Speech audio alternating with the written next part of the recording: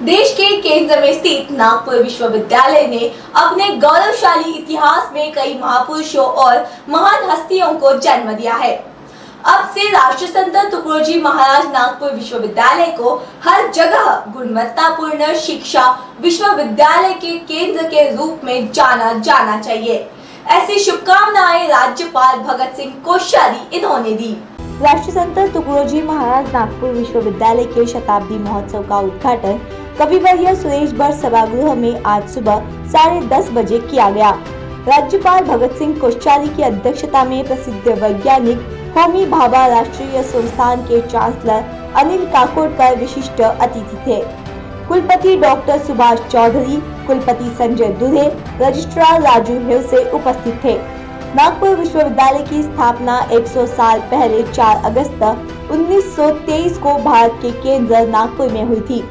देश के विकास में योगदान देने वाले गणमान्य व्यक्ति इस विश्वविद्यालय से आगे आए हैं। इस अवसर पर राज्यपाल ने कहा कि वो भारतीय स्वतंत्रता के अमृत जयंती वर्ष में उस विश्वविद्यालय की उद्घाटन समारोह में शामिल होने से संतुष्ट है।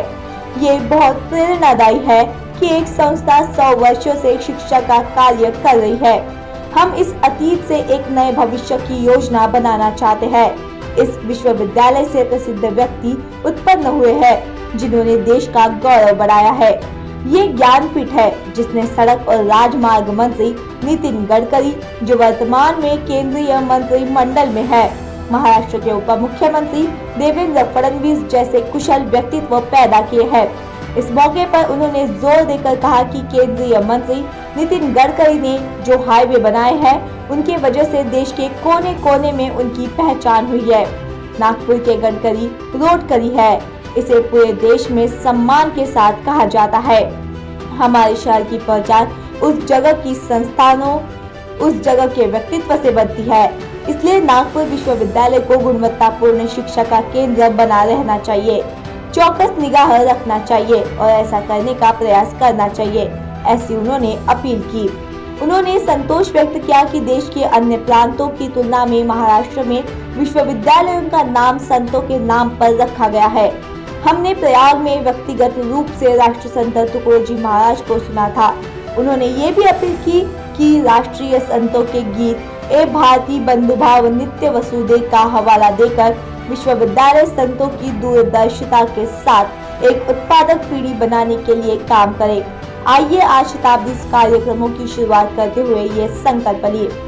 वरिष्ठ वैज्ञानिक होमी भाभा राष्ट्रीय संस्थान के कुलपति डॉक्टर अनिल काकोडकर ने अपने संक्षिप्त भाषण में आग्रह किया कि विश्वविद्यालयों को न केवल छात्र बनाना चाहिए बल्कि राष्ट्र बनाने की जिम्मेदारी और भूमिका निभानी चाहिए। अमेरिका जैसा देश अपने शोध विश्वविद्यालयों के लिए जाना जाता है।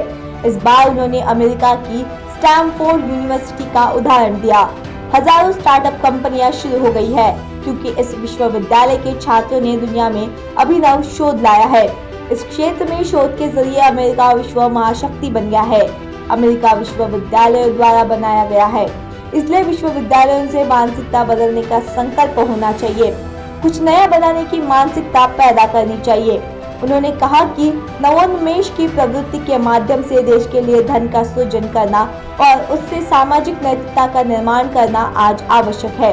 नागपुर जैसे केंद्रीय शहर में स्थित एक विश्वविद्यालय को देश में आर्थिक समानता को कम करने के लिए ग्रामीण क्षेत्रों के उत्थान के लिए अनुसंधान करना चाहिए।